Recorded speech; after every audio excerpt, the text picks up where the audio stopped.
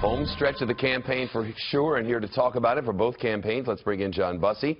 He's the associate editor of the Wall Street Journal. Two different strategies. Sounds like Trump's trying to keep them from thinking it's over, and Hillary Clinton's trying to expand the map. Yeah, that's exactly right. And Election Day is underway, right? Yeah. People are voting now.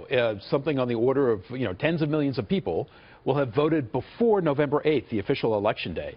So in a way, the news cycle developments now kind of have less effect because more people will have already voted. On the other hand, you hear the language of these candidates. In the case of Clinton saying, hey, it's close. She's trying to psych up the audience for voter turnout. She's trying to work for the down ballots to try to regain Democratic control of the Senate. It's going to be a tougher slog to regain Democratic control of the House.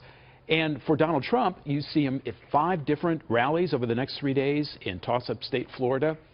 For him, it is close, and he's trying to turn this map. He's trying to regain momentum, which, as each day passes by, is going to be a little bit tougher slog. Yeah, and regaining momentum is hard. So is trying to affect the House and the Senate.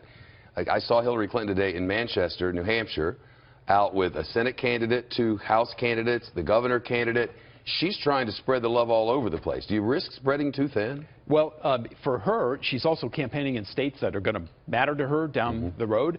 But she's thinking past the election now. The Clinton campaign must be looking at these numbers. There was another poll. ABC had one over the weekend where she is 12 points ahead nationally. They're looking toward government operations and trying to break the stalemate in Washington to regain at least one of either the Senate or the House. Probably the Senate. Yeah, that's probably the Senate.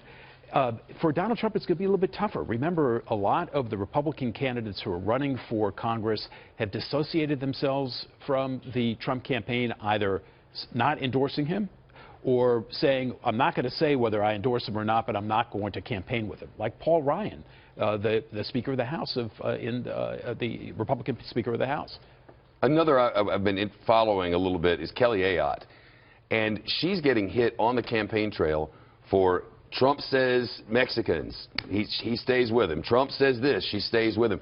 It seems to be hurting her. Yeah, it's hurting her and it's hurting other candidates, and that's why you're seeing more dissociation from the Trump campaign.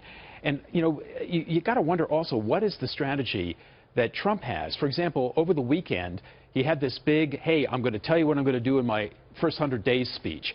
But the beginning of it was all about wanting to sue the women that have come forth to claim that he has approached them and had sexual advances that were not unwanted, that he's going to sue them. Kind of off message. Yeah. You heard him in this speech, too, taking a while before he got to what was very interesting first 100 days he plans. Renegotiating NAFTA, demanding regulation changes, that sort of thing. Indeed. John Bussey, thank you.